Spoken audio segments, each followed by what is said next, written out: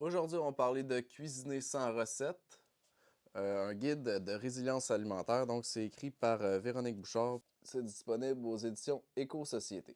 C'est un livre qui fait 205 pages avec des dessins, des illustrations, avec des très belles images à l'intérieur également, donc de nourriture, de champs, etc., des graphiques.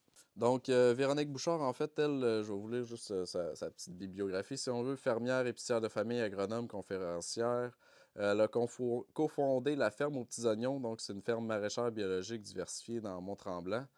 Puis, ben, elle est récipiendaire de nombreux prix et distinctions académiques et professionnelles. Cuisiner sans recette, moi, j'ai vraiment apprécié le livre.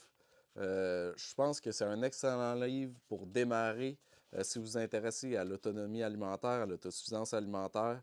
C'est également un bel éloge de la simplicité dans un contexte pratique parce que, évidemment, l'objectif du livre, c'est de cuisiner sans recette.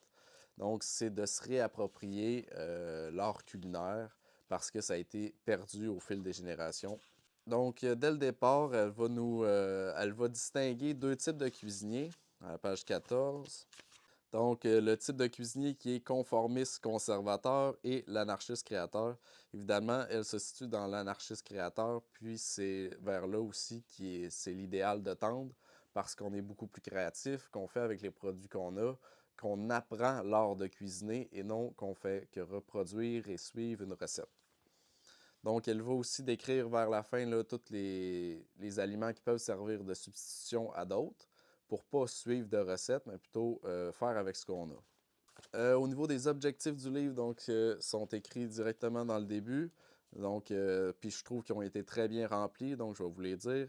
Déconstruire les prêts-à-penser alimentaires afin de mettre en lumière les incohérences et leur fausseté. Scruter les aliments et le prêt-à-manger pour comprendre comment ils ont été produits et dans quelles intentions. Développer notre autonomie ou votre autonomie culinaire alimentaire.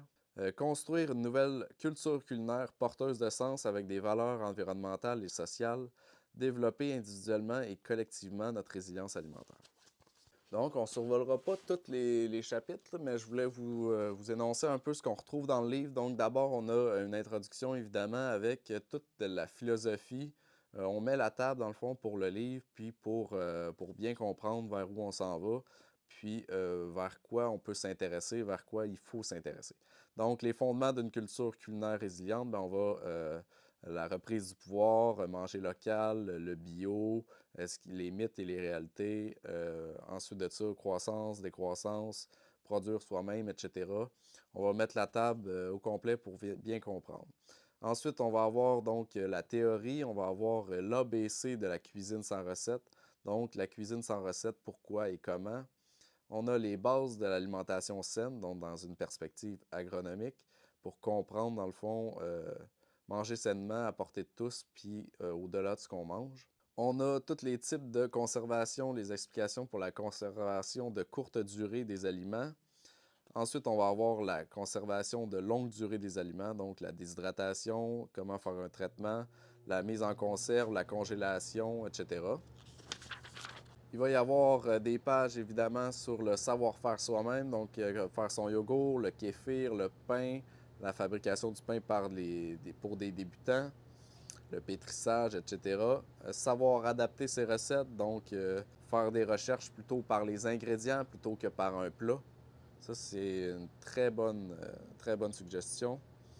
Savoir cuisiner avec les aliments de son terroir, ça, c'est éminemment important. Donc, on va avoir les aliments d'ici. On va nous décrire donc tous les aliments qui sont disponibles au Québec.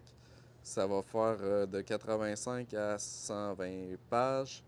Donc, on a environ une quarantaine de pages là-dessus. Donc, elle va présenter également aussi des personnes, des acteurs, des producteurs qui font soit des fruits, des légumineuses, de la viande, etc. Puis découvrir comment on peut conserver, cuisiner ces produits-là. L'organisation et la planification. Ensuite, on va avoir du côté pratique, on va avoir les thèmes et les variations culinaires. Donc, pour une cuisine ancrée dans son terroir au rythme des saisons. Donc, on va avoir toutes sortes de recettes, mais qui sont générales dans le fond, qui s'adaptent très bien, qui sont adaptables jusqu'à la fin du livre. Puis, à la fin, on a un épilogue. Donc, comment faire son granola, les muffins, smoothies, les différents jus de légumes qu'on peut faire, crêpes, pâté végétal.